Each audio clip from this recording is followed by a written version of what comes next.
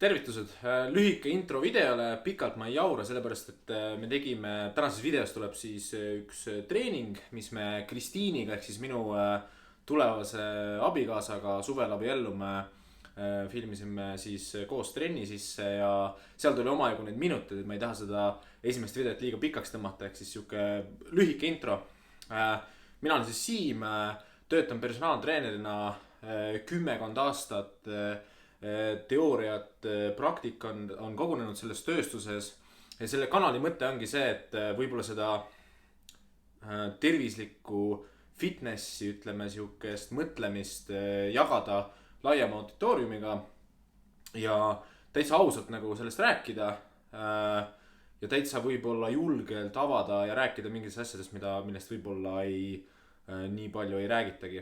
Ehk siis see kanal on võimalus seda teha ja meedium on pikem, ehk siis saab julgelt natukene pikemalt rääkida, et kui ma näiteks Instagramis või Facebookis kirjutan, jagan asju, et siis seal ei saa väga pikalt rääkida, seal on piirangud peal, YouTube'is saab vähe nagu hullemaks minna ja kui mul vahest jutt jookseb, siis see on nagu ideaalne kanal, kuhu seda kõike panna. Võt, aga siuksed mõtted ja siis sellist kanalit hakkan aeg-ajalt tegema. Ongi siis treeningu, toitumise, elustiili teemad rohkem ja kui midagi südant kõrvetab, siis jagan seda ka ja vaatame, kuidas ta läheb, et mul endal on kindlasti põnev seda teha. Aga esimene video Krissuga kaos trennis. Krissut natuke kiusasin kaameraga, ärge siis pange tähele, vahest juhtub. Krissul on okei. Ja siis ongi, meil on uus treeningkava. Natuke teistsugune. Descriptionisse panen siis lingi sellest, see asub siis nii-öelda mul blogis kodulehel.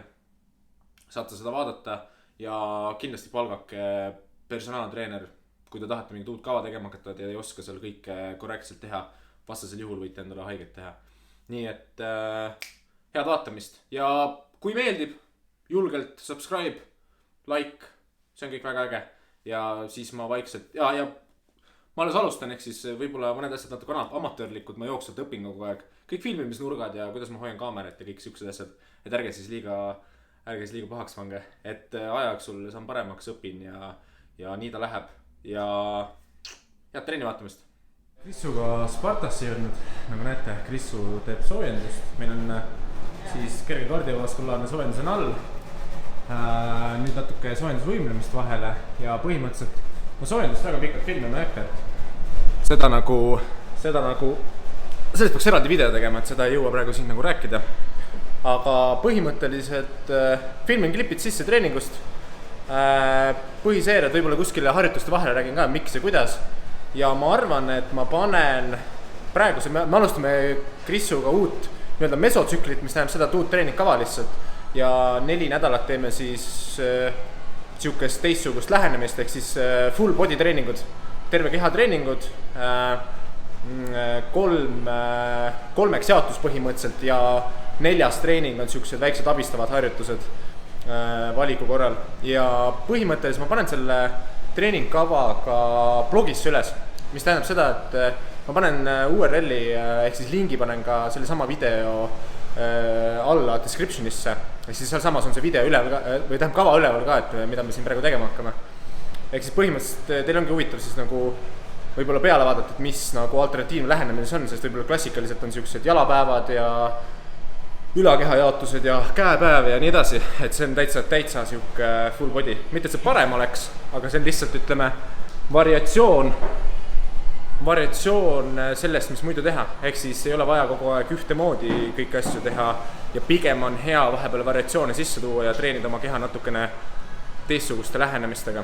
Ja eks ma jooksvalt saan ka nagu tagasisidet anda, et kui hästi see kava toimib ja millest ja kuidas ta erineb. Ehk siis põhimõtteliselt ma panen selle üles, saate seda vaadata. Muidugi tuleb arvestada seda, et kui te seda kava ise hakkate nagu mõtled, et okei, et võiks nagu teha, et siis kindlasti arvestage sellega, et see pigem edasi jõudnute lähenemine, kuigi saab ka seda nii-öelda mingil määral algajatele rakendada, aga kõige tähtsam on tehniline sooritus. Ehk siis põhimõtteliselt, kui te ei tea, kuidas kõiki harjutusi korrektselt tehniliselt sooritada, siis küsige treenerit abi lihtsalt, et siin nagu muud varianti ei ole, et täiesti nullist oma peaga mingit täiesti uut asja tegema hakake, sest võib-olla pikaajaliselt võite endale haiget teha lihtsalt. Oot, siuksed mõtted. Krissul on puti soojendus juba. Ja põhimõtteliselt ma puusapainute venituse lõpetan praegu ja siis lähme esimeste harjutuste juurde ja vaatame, kuidas täna tuleb. Täna siis pigem on kergem nädal. Ehk siis kava jookseb niimoodi, et on 4 nädalat. Esimene nädal igast tsüklist on nagu nii-öelda deload, madalama pingutusastmega. Teine nädal pingutusaste tõuseb, 3. nädal pingutusaste tõuseb ja 4. nädal on see maksimaalne. Ja siis uuesti uus tsükkel hakkab ja siis uuesti madalama pingutusastme pealt. Niimoodi ta jookseb. Täna on siis pigem madalama pingutusastmega. Rohkem keskenduma ongi tehnikale ja liigutustele, liigutusmustrite korrektsele sooritasemele keskenduma. Vot, siuksed mõtted.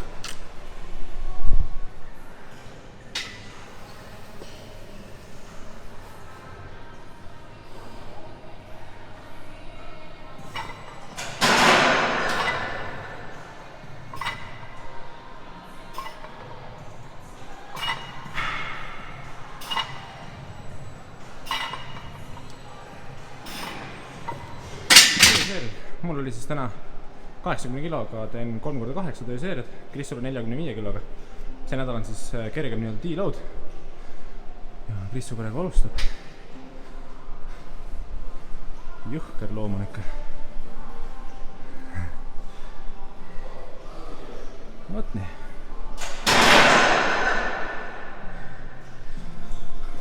Mehaanikat ka siit alt. Kuidas ta jalalaba nii-öelda jalaliigest stabiliseerib seal all. Päris okei isegi. Kristul on see, et ta tegelikult ei puht ennast anatoomiliselt on tal väga raske väga sügavale kukkida. Mitte väga raske, vaid tekitab ebamugavust.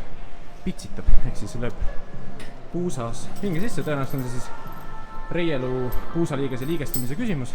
Kuidas reielu pea sinna, milline see puusanapp ja kuidas see seal liigestub ja kui palju sealt liikuvust on. On ju, Krissu? Anni?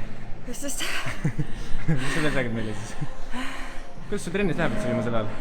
Nii hästi läheb. Ega tegelikult? On mõnus mida või? Ei, tegelikult on väga mõnus. See uus kava pakub sul huvi ka või? No ikka, hea vaheldus on. Hea vaheldus on, jah? Jaa. Täna on hommikul. Täna on ka teistmoodi. Täna on hommikul? On jah hommikul põhimõtteliselt, jah? Tegelikult suht unine olla isegi. Suht unine olla isegi. Jah. See on sama, jah? Aga nüüd juba ärkab üles. Esimene seeria tehtud ja kõik. Väga jah. Nii. Järgmine ärtus siis lõuatõmbed. Neutraalse haardega. Krissul siis. Mina aitan kontsentrilise. Tema pidurdab ilusti alla. Ja niimoodi me siin töötame siis.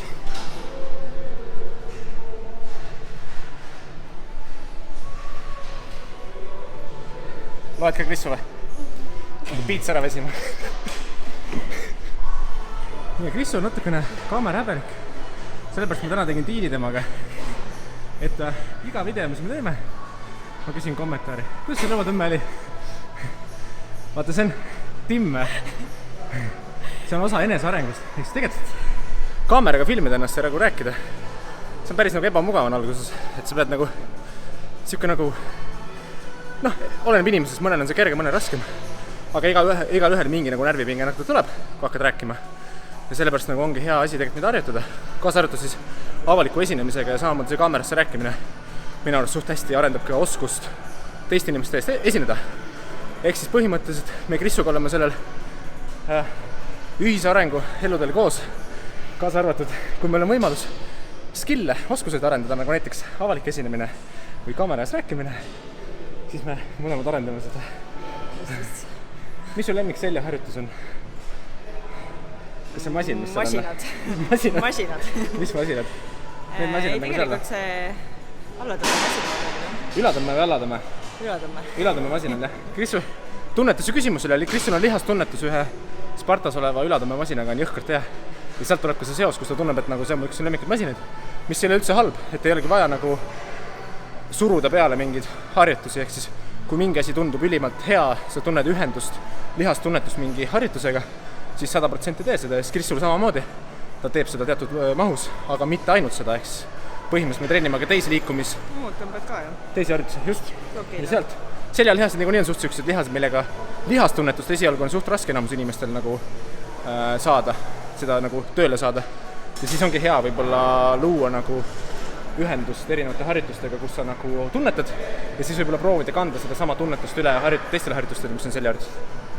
On ju? Nüüd see seljamasin on väga hea masin. On super. Super. Teeme järgmise seeria.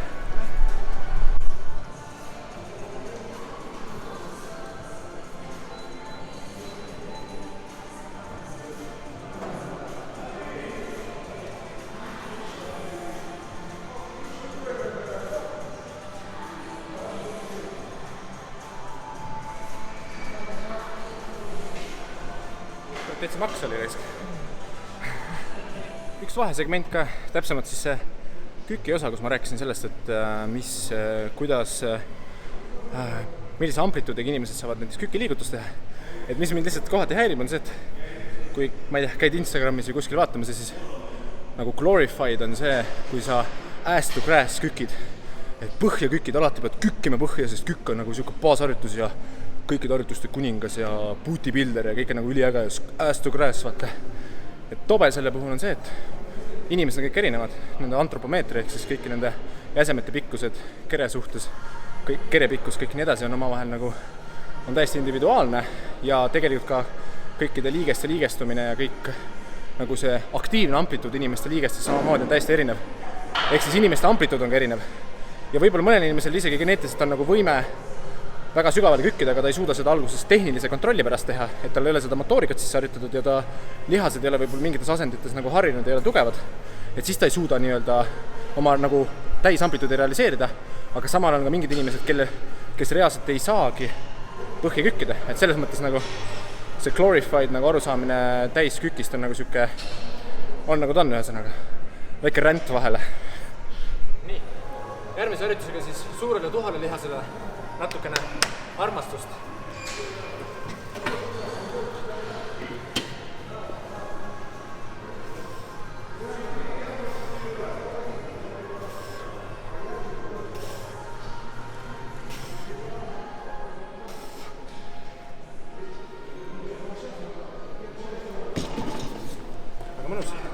Väga mõnus. 3x8 tööseeriad.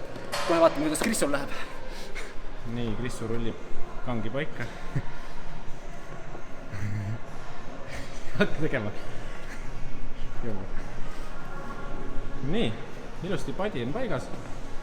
Jalad paika. Ja siis puusa sirutamine kangiga siis. 8 kordus, Krissu, see on kerge ja. Hakka tegema nüüd. Ma ei tea, mis ette valmistas, see on deload nädal.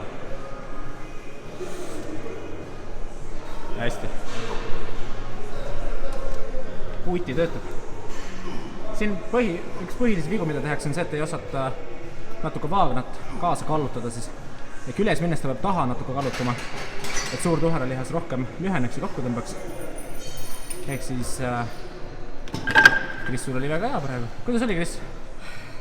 Sul päris hea puti gains viimasel ajal olnud.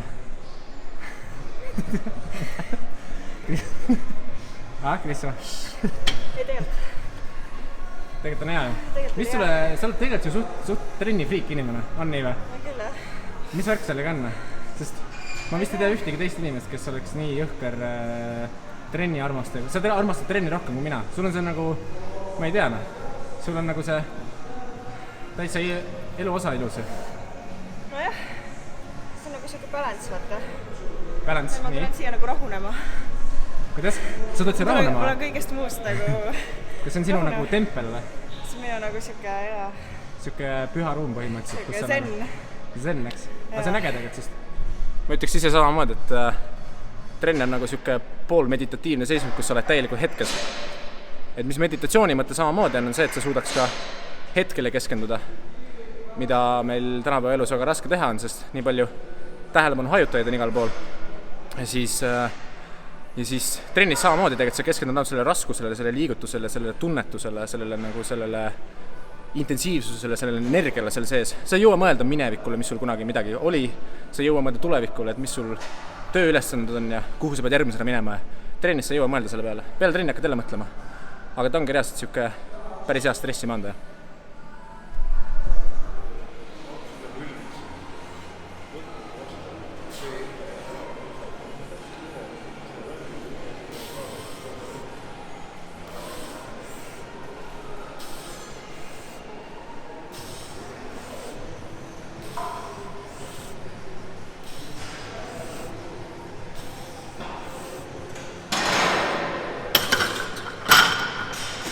nii, rinnad surumine järgmine.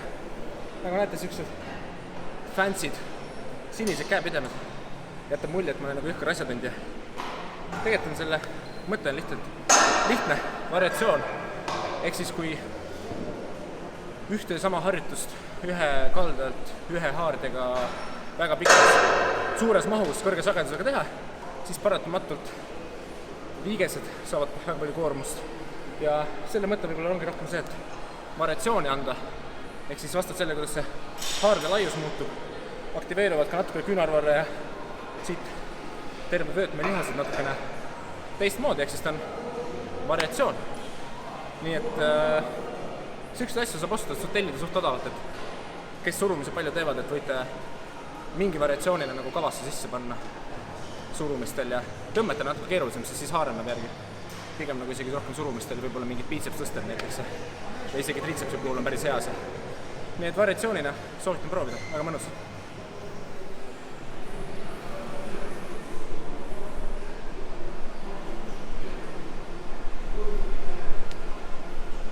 Jalad paigas, puus paigas, küünarliiges, õlaliiges, kõik hea nurga alt liigub, ongi olemas.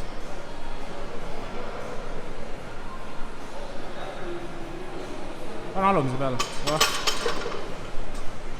No Krissu, mis sa arvad, kas naised peaksid horisontaalselt rinnad surumist tegema?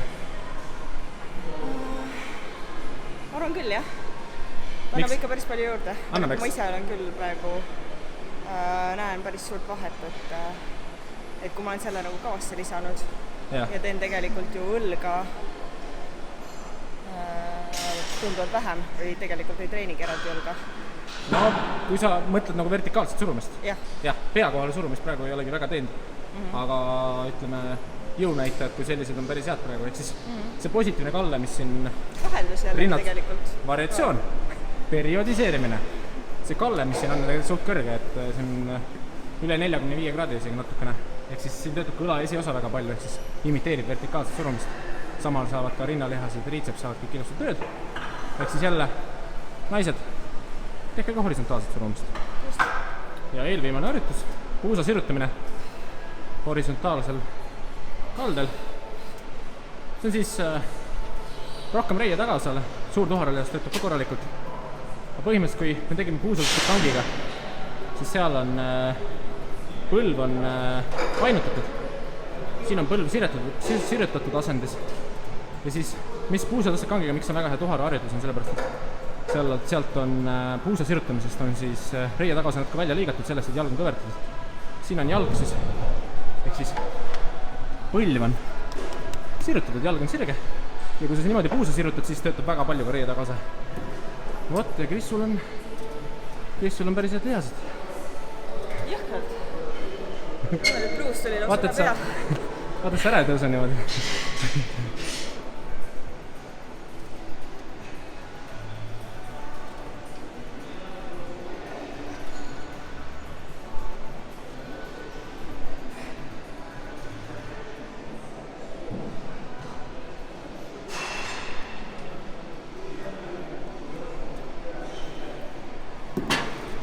Aga mõnus, nagu nägite üleval, siis nina seljast natuke on painutatud. See on teadlikult selleks, et lülisamba sirgeste natuke vähem töösse lülitada, et rohkem puusasirutajad saaksid tööd hakata. Väiksed siuksed nipid. Viimase harjutusena anname õlavarre 2 peal ja selle armastust ja biits.